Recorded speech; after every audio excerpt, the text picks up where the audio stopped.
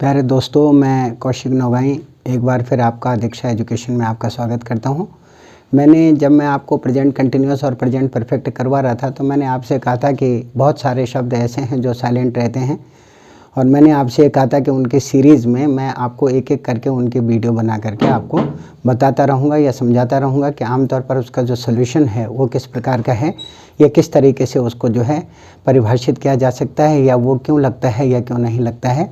मैंने last time में आपसे जिक्र किया था।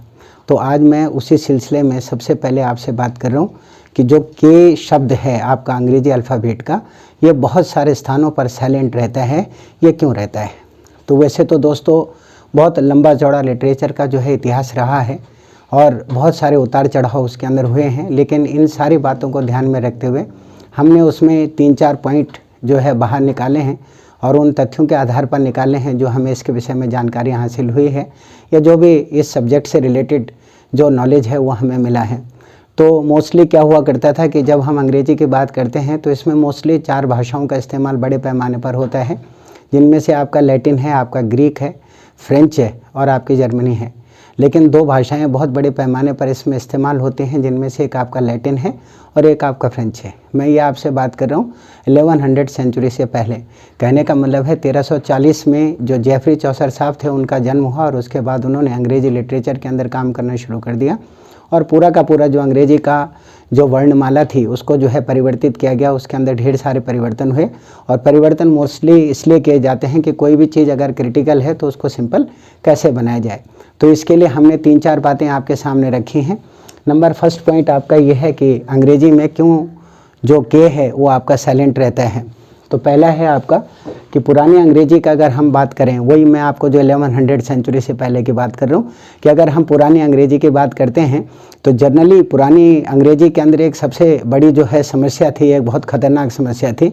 और वो आपकी समस्या क्या थी कि मोस्टली इसके अंदर जो वर्तनी थी उसके अंदर परिवर्तन कर दिया गया था। कहने का मतलब आपका सिंपल सा ये है कि पुरानी अंग्रेजी इतनी विकसित नहीं हुई थी, उसको विकास करने के लिए एक सिस्टम का इस्तेमाल किया गया जिसको जनरली हम क्या कहते हैं, ऑर्थोग्राफिक कहते हैं। ऑर्थोग्राफिक का मतलब आपका ये होता है कि आप किस तरह से पूरी के पूरी वर्णमाला के अंदर परिवर्तन करें। और जैसे ही वर्णमाला के अंदर परिवर्तन हुआ तो फिर क्या हुआ, फिर इसके बाद के बारे में डिस्कस किया गया, क्योंकि पहले मोस्टली क्या होता था कि जहाँ पर आज हम के का इस्तेमाल करते हैं वहाँ पे सी का प्रयोग किया जाता था। एक बार मैं ये पूरा जो एपिसोड है वो आपके सामने रिपीट कर रहा हूँ। मैंने आपसे बोला कि हम जब अंग्रेजी भाषा की बात करते हैं तो ये 4 भाषाओं का मिश्रण था, जिनमें से आपका लैटिन थी, आपकी ग्रीक थी, आपकी फ्रेंच थी और आपकी जर्मनी थी। लेकिन बहुत बड़ा जो प्रभाव है इसके ऊपर वो आपका लैटिन का और आमतौर पर फ्रेंच लैंग्वेज का था। तो जब शुरू में हम बात करते हैं कि के साइलेंट आपका जनरली क्यों रहता है, तो एक ऑर्थोग्राफिक परिवर्तन जो है किया गया। कहने का मतलब है वर्तनी के अंदर, वर्णमाला के अंदर परिवर्तन किया गया। जहाँ पर पहले क्या लगता था, सी लगता था, उसको चेंज करके उसको किसके अंदर कन्वर्ट कर दिया गया, के अंदर। क्योंकि पुरानी अंग्रेजी में हम सी का इस्तेमाल करते थे। जब वर्तनी के अंदर चेंज हुआ यानी ऑर्थोग्राफिक परिवर्तन हुआ तो उसके स्थान पर क्या आ गया, के आ गया। जैसे मैं आपको कुछ एग्जाम्पल देता हूँ। यहाँ पर मैंने लिखा हुआ है कि पहले क्या होता था कि सी से हम इसको स्टार्ट करते थे, बाद में हमने इसको के से शुरू करना शुरू कर दिया। तो जैसे पुराने शब्द जब हम लिखते थे तो अगर मैंने क्या लिखना है, नाइफ लिखना है ओल्ड इंग्लिश में, तो मैं क्या लिखता था, CNIF। कहने का मतलब यह है कि तब इसी वर्तनी में उसे लिखा जाता था। बाद में जब चेंज आ गया यानी आपने ऑर्थोग्राफिक चेंज जब इसके अंदर कर दिया तो इसको लिखा जाने लग गया KNIF ही, यानी नाइफ। तो सी का स्थान किसने ले लिया, के ने ले लिया, और जो बाकी वॉबल्स की चेंजिंग थी वो आपके होने शुरू हो गई। वहीं दूसरा शब्द है आपका नाइट का, तो नाइट लिखा जाता था CNIHT, इसको नाइट बोलते थे। बाद में ये परिवर्तित होकर के क्या हो गया, KNIGST हो गया। उससे अगला मैंने आपको लिखा है नी, जो हम घुटने के लिए इस्तेमाल करते हैं, इसको लिखा जाता था CNEOW, और जो आपका नॉलेज है इसे लिखा जाता था CNAWELAEC, और अब क्या हो गया, KNOWLEDGE।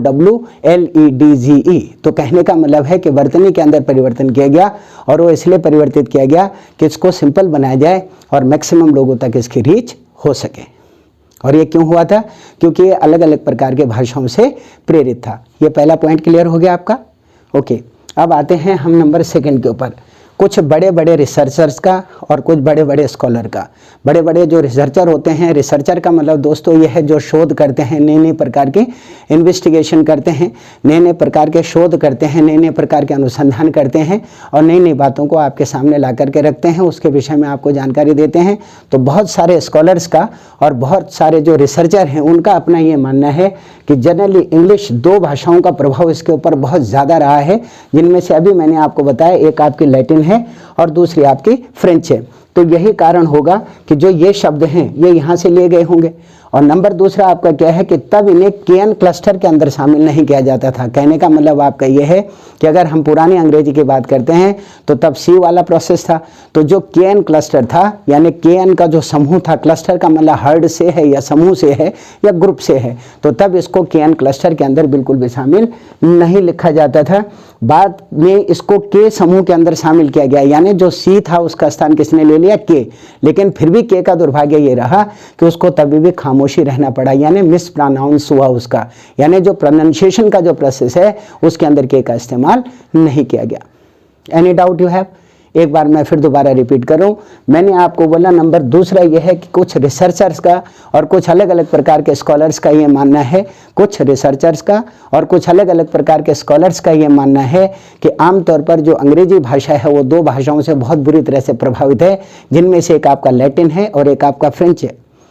और नंबर अगला उन्होंने ये बताया कि उस समय जो आपका के था उसको इस पूरे के पूरे ग्रुप के अंदर शामिल नहीं किया गया था। बाद में जब चेंज किया गया तो उसको इस ग्रुप के अंदर शामिल कर दिया गया, लेकिन उसका ये बैड लक मानिए कि तब भी उसको खामोशी रहना पड़ा, यानी तब भी वो साइलेंस जो प्रोसेस है उसी के अंदर रहा और आज भी वो साइलेंस ही है, यानी मिस प्रोनाउंस है। कहने का मतलब है कि आज भी उसका उच्चारण नहीं होता। अभी ऊपर मैंने एग्जाम्पल में आपको बता दिया। और सबसे जो सिंपल और सबसे आसान बात है जिसके लिए किसी रिसर्च की ज़रूरत नहीं है बल्कि एक प्रकार का सिस्टमेटिकल प्रोसेस है, और वो आपका क्या है, वो ये है कि के बाद अगर कभी भी एन आता है, के बाद अगर कभी भी एन आता है तो एन आपका हमेशा ही, के आपका हमेशा ही साइलेंट रहता है। एक बार दोबारा रिपीट कर रहा हूँ, अगर हम नाइट लिखते हैं या नाइफ लिखते हैं या न्यू लिखते हैं या नो लिखते हैं या नॉक लिखते हैं या नेब लिखते हैं, तो जब भी आपका के बाद में अगर एन आता है तो हमेशा ही के आपका साइलेंट हो जाता है। कोई कन्फ्यूजन है? एक बार मैं ये तीसरा पॉइंट फिर आपको रिपीट कर रहा हूँ। थर्ड पॉइंट के अंदर आपका ये है कि जब भी आप अंग्रेजी भाषा का इस्तेमाल करते हैं और के बाद अगर आपका एन आता है तो के आपका ऑटोमेटिकली साइलेंट हो जाता है। आप कितने भी शब्द उठा करके देख लीजिए, आपको पता लग जाएगा।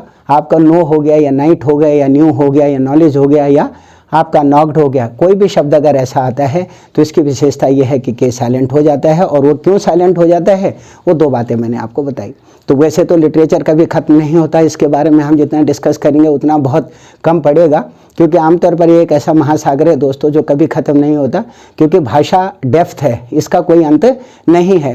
ये बिल्कुल जैसे आपकी पत्ता गोभी होती है कि अगर आप एक पत्ते को निकालते हैं तो अंदर दूसरा पत्ता आ जाता है, तो बहुत लंबा चौड़ा इसका जो है प्रोसेस है, ये कैबेज है जिसका कोई एंड नहीं है। तो जितना हमारे पास में है या जितना हम आपको बता सकते हैं, मेरा प्रयास रहेगा कि मैं लगातार आपको बताता रहूँगा। और कहीं भी अगर कोई सवाल आपके मन में रेज होता हो तो प्लीज़ आप मेरे से पूछ सकते हैं। इन्हीं शब्दों के साथ मुझे लगातार आपका प्यार जो है चाहिए, और जब तक आपका प्यार मुझे मिलता रहेगा मैं इसी तरह से आपकी सेवा में निरंतर हाजिर होता रहूँगा, हमेशा उपस्थिति अपनी दर्ज करूँगा। प्लीज़ इसको वॉच कीजिए, और अगर आपको लगता है कि हाँ इससे आप ज्ञान अर्जित कर रहे हैं, आपको ये लगता है कि you are gaining something to know about this, तो आप प्लीज़ मुझे लाइक करें, सब्सक्राइब करें, कमेंट्स करें और शेयर करें। इन्हीं शब्दों के साथ मैं विदा लेता हूँ। नमस्कार।